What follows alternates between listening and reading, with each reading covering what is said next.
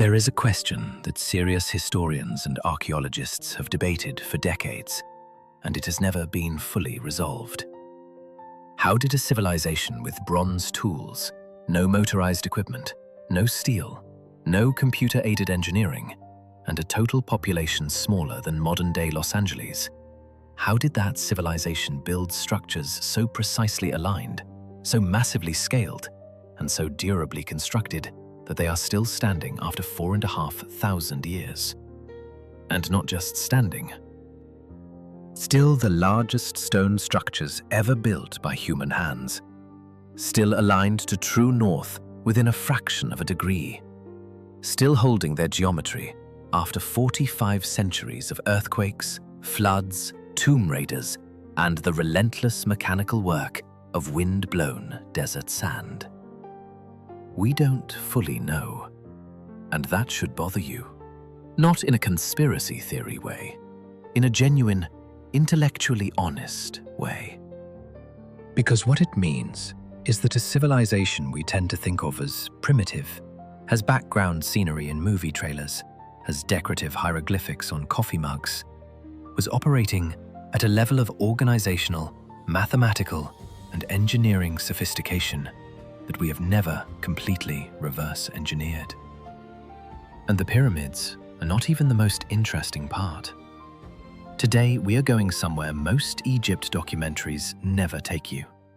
Not to the tombs of the pharaohs, not to the treasure rooms. We are going to a regular day, a working day, in the most powerful city on earth in 1250 BC, during the reign of a king so dominant that he would rule for 66 years and stamp his name on more stone than any other pharaoh in history. We are going to walk through the actual texture of ordinary life in ancient Egypt, what people ate, how they were paid, what they feared at night, how their economy worked, what their legal rights were, and why this civilization lasted for 3,000 years when every empire that came after it collapsed in a fraction of the time.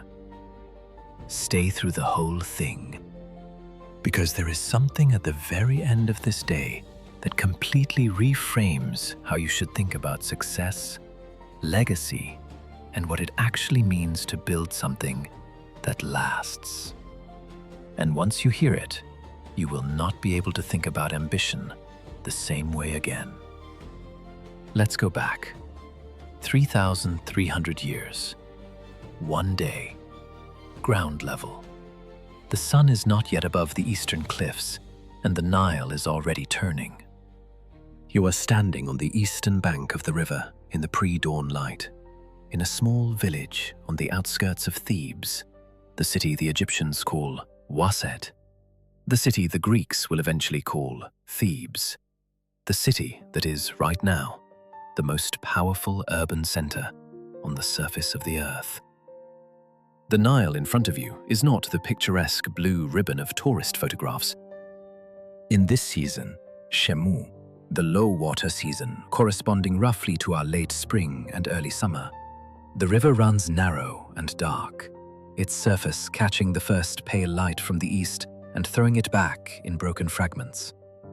The smell is mud and reeds, and something alive and organic that is specific to this river and nowhere else on earth.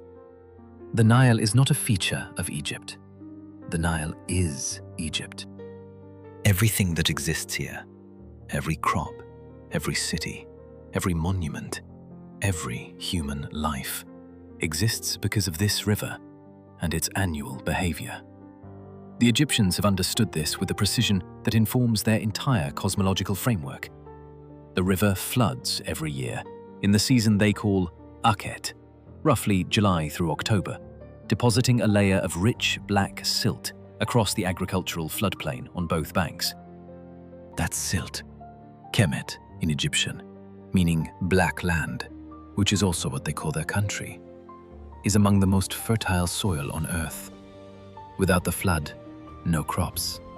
Without crops, no Egypt. The difference between a good flood and the catastrophic one can be measured in inches of water height, which is why every major settlement along the river maintains a Nilometer, a calibrated stone column or staircase descending into the river, used to measure the flood level and compare it against historical records going back generations. A flood that rises 24 cubits above the Nilometer baseline at the measuring station near Memphis means an ideal agricultural year. Significantly less means drought and famine. Significantly more means destroyed villages and lost fields. The entire economic planning apparatus of the Egyptian state runs on Nilometer data the way a modern central bank runs on inflation figures. Right now, the water is low. It is the dry season. The fields were planted months ago after the flood receded and left its gift of silt, and the crops are approaching harvest. This is the anxious season, the time when the granary stores from last year are running thin and the new harvest has not yet come in. Everyone is watching the fields. Everyone is calculating. Out on the river, fishermen are already working. Their boats are made from bundled papyrus reeds, lashed into a shallow, curved hull that rides so high on the water it looks like it should immediately sink, and instead floats with effortless stability. These boats are extraordinarily light, easily carried by 2 men, cheap to build and repair, from materials that grow along every bank in unlimited quantities. The fishermen are after tilapia, primarily, a fish so central to Egyptian commoner diet that it appears constantly in tomb paintings, market records, and ration documents. Also perch, catfish, and the large Nile perch that can reach 200 pounds in the deep channels. By midday, that catch will be on a market table or laid out on wooden drying racks in the sun, packed in salt, beginning the preservation process that will keep it edible for weeks. Women are walking to the river with clay jars balanced on their heads. This is the morning water run, performed every day without exception, because there is no municipal water delivery system in ancient Egypt of any kind. The Nile is the tap. It is muddy, it carries parasites, and it is also absolutely everything. Drinking water, cooking water, washing water, irrigation water. The Egyptians are aware of waterborne illness in a general empirical sense, even if they frame the causation in spiritual rather than biological terms. Some of their medical papyri, and Egypt produces the oldest surviving medical texts in human history, describe treatments for conditions consistent with waterborne parasitic infection. They know the river can make you sick. They drink it anyway, because there is nothing else. Beyond the riverbank, farmers are walking toward the fields in the early light. Egyptian agriculture in 1250 BC is not primitive subsistence farming. It is a sophisticated, state-coordinated production system operating at a scale that feeds a population of several million people across a country stretching from the Mediterranean to what is now Sudan. The primary crops are emmer wheat and barley. Wheat for the fine bread consumed by the upper classes and used in ritual offerings, barley for the bread and beer that sustain the working population. Beyond grain, flax for linen textile production, one of Egypt's great export commodities. Lettuce, onions, garlic, leeks, cucumbers, lentils, chickpeas. Dates, figs, pomegranates, and grapes in the better-watered gardens of the wealthy. The organizational machinery behind this agricultural system is worth understanding because it tells you something fundamental about how Egypt actually worked. Land in Egypt is not privately owned in the modern Western sense. Technically, all land belongs to Pharaoh, as the earthly embodiment of the divine order. In practice, agricultural land is administered through a layered institutional structure involving the royal estates, the great temple complexes, which control enormous landholdings accumulated over centuries of royal gifts and bequests, and a class of officials and scribes who manage cultivation, labor allocation, irrigation maintenance, and tax collection on behalf of these institutions. Individual farmers work specific plots under lease or obligation arrangements, keeping a portion of what they produce and surrendering the rest as tax payment in kind. The state collects grain, flax, cattle, and other agricultural outputs and redistributes them as rations to its enormous workforce of soldiers, construction laborers, priests, scribes, and administrators. This is a redistributive command economy running on agricultural surplus, and at its peak, it works with a logistical precision that sustained one of the longest-lasting states in human history. You are moving now toward the center of Thebes, and before you get there, you need to understand the geography of this city, because it is unlike any other city that has ever existed. The Nile divides Thebes into two conceptual worlds. The East Bank is the land of the living, the city of the living, where temples to the active gods stand, where the markets operate, where people work and sleep and raise children and conduct business. The West Bank is the land of the dead, the burial ground of pharaohs in the Valley of the Kings, the mortuary temples where the cults of deceased rulers are maintained, the workers' village of Deir el-Medina, where the skilled craftsmen who cut and decorate the royal tombs live and work in a community so thoroughly documented by surviving papyri and ostraca that modern historians can reconstruct individual lives, family disputes, labor strikes, and workplace injuries in more detail than we can for most people who lived in Europe a mere 500 years ago. On the East Bank, two temple complexes dominate the skyline in a way that no modern building in any American city quite prepares you for. Karnak and Luxor. Karnak especially. The Temple of Amun at Karnak is not a building.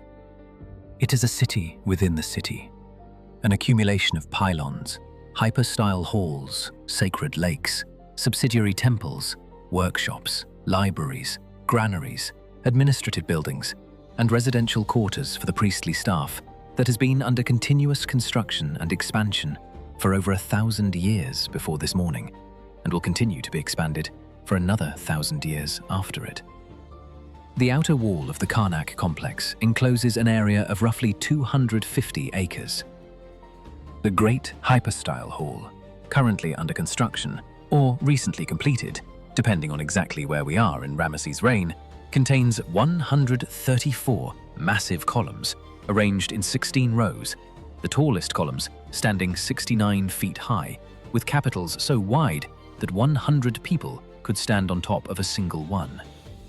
Every surface inside that hall is covered in painted relief carvings, hieroglyphs, divine figures, ritual scenes, royal proclamations, executed with a precision and density of detail that took armies of skilled craftsmen years to complete.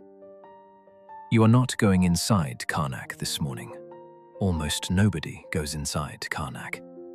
The inner sanctuaries of Egyptian temples are not public worship spaces in any sense an American raised in a Christian tradition would recognize. They are divine residences, restricted access facilities where the cult statue of the god lives and receives daily ritual care from a specialized priestly staff. The general population worships at the outer gates, the pylons, the open forecourts. They make offerings at small way shrines. They participate in the great public festivals when the divine statue is carried in its covered bark through the streets. But the inner temple is off limits. You know this, you accept this, and you make your small offering at the outer gate, some bread, some beer, a bundle of flowers, and you move on. What is happening inside Karnak right now, in the first hours of this morning, is the opening of the mouth ceremony that begins every temple day across Egypt.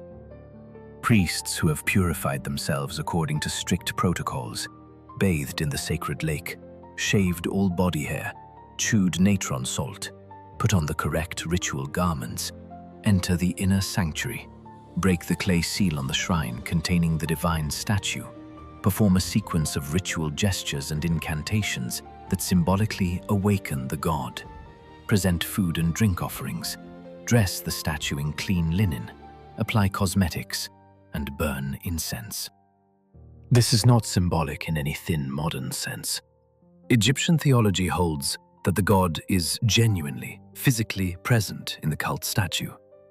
The statue must be fed because the god must eat. It must be clothed because the god experiences temperature. The ritual is the maintenance of a divine household, performed 3 times daily, without interruption, year after year, century after century. The theological framework holds that if the rituals stop, the cosmic order, Ma'at, the Egyptian concept of truth, justice, and the proper functioning of the universe, begins to unravel. Egypt depends on the gods. The gods depend on the rituals. The rituals depend on the priests. The priests depend on the resources controlled by the temples. The temples depend on the land and labor granted by Pharaoh. The entire system is a closed loop of mutual dependency, and it has been running without interruption for over 2,000 years before this morning. The economic scale of the temple institutions is worth pausing on for anyone with a background in finance or institutional economics. The Temple of Amun at Karnak, by the time of Ramesses III, roughly a generation after our story, controlled the landholdings documented in a surviving papyrus called the Great Harris Papyrus at over 700,000 acres of agricultural land, 433 gardens and orchards, 83 ships, 46 workshops, and over 80,000 workers and dependents. Its annual income in grain alone ran to hundreds of thousands of sacks. It owned cattle by the tens of thousands, fowl by the hundreds of thousands. It collected rent from urban property, revenues from fishing rights, workshop production, and commercial activity across dozens of subsidiary estates. The Temple of Amun was not a religious institution that happened to have some economic activity attached. It was one of the largest economic institutions on Earth, operating with a sophistication of administrative record-keeping that required a professional class of scribes to manage. And Karnak was merely the largest of many such temple estates operating simultaneously across Egypt. The sun is fully up now, and you're at work. Let's say you are a construction worker on a royal building project, not a slave. This is the point that matters enormously, and that popular culture has gotten dramatically wrong for generations. The workers who built the great monuments of ancient Egypt were not, in any meaningful sense, slaves. This was established conclusively by the archaeological evidence recovered from the workers' village at Giza and from sites like Deir el-Medina. The construction workforce was composed of conscripted free laborers serving rotational corvée obligations, essentially a labor tax owed to the state, and a permanent corps of skilled specialists who were paid employees in every functional sense. They received rations of bread, beer, fish, vegetables, and occasionally meat. They received medical care when injured. The Deir el-Medina records document specific work injuries and the treatments provided. They were buried with their names on grave markers. They organized work stoppages when their rations were late. The earliest recorded labor strike in human history occurred at Deir el-Medina around 1170 BC, when workers downed tools and marched to a nearby mortuary temple demanding overdue payment. Their foreman recorded the event on a papyrus that survives. The workers' grievance was legitimate, their action was organized, and they were eventually paid. Your house is small by the standards of what Americans think of as adequate living space. 2 or 3 rooms, mud brick walls plastered inside with white gypsum, a flat roof where you sleep in summer when the interior is too hot. The furniture is minimal. Low wooden stools, reed mats on the floor, a few wooden chests for storing clothing and tools, and the small valuables of your household. Oil lamps, clay saucers with a wick floating in animal fat, provide the only light after dark. By modern standards, the interior is dim, smoky, and close. By the standards of the ancient world, it is secure, private, and adequate. In the corner of the main room is the household shrine, not an elaborate structure, a small niche in the wall, or a simple wooden platform holding a few painted clay figurines. Bes, the dwarf god with the leonine face, who protects households and children and presides over childbirth. Taweret, the hippopotamus goddess who guards pregnant women and newborns with her fierce maternal energy. A small stele painted with an image of a deceased ancestor whose spirit still watches over the family. Amulets hung on the wall, faience figures of protective deities, wajet eyes, jed pillars symbolizing stability. This domestic religion is not a minor supplement to the great temple cults. For most Egyptians, it is the primary interface with the divine, the daily negotiation with the spiritual forces that govern health, fertility, luck, and survival at the household level. Child mortality in ancient Egypt runs somewhere between 30 and 50% before age 5, depending on the location, the disease environment, and the nutritional status of the family. This is not a statistic that exists at a comfortable historical distance. It is the lived reality of every household in this village. You know families who have lost 2 children. You know a woman down the lane who has lost 3. The protective magic surrounding pregnancy and infancy in Egyptian religious practice is not superstition. It is a psychological and communal response to a level of loss that would be incomprehensible to a modern American parent. The amulets, the prayers to Bes and Taweret, the ritual precautions surrounding childbirth, they represent the full mobilization of every available resource, spiritual and material, against a threat that takes children with devastating frequency, and against which Bronze Age medicine has only limited tools.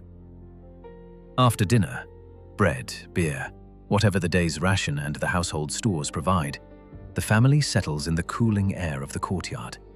Someone tells stories. The mythological narrative that Egyptian children grow up hearing is not a collection of isolated tales.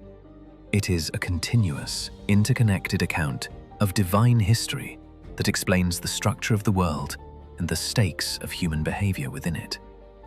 Osiris, the good king, murdered by his brother Set, dismembered and scattered across Egypt, reassembled by his devoted wife, Isis, resurrected just long enough to conceive their son, Horus. Horus growing up in hiding to avenge his father, battling Set across decades of divine conflict, eventually claiming the throne of Egypt and establishing the order that Pharaoh perpetuates. Osiris in the underworld, judging the souls of the dead, weighing each heart against the feather of Ma'at to determine whether the life lived has been worthy of continuance.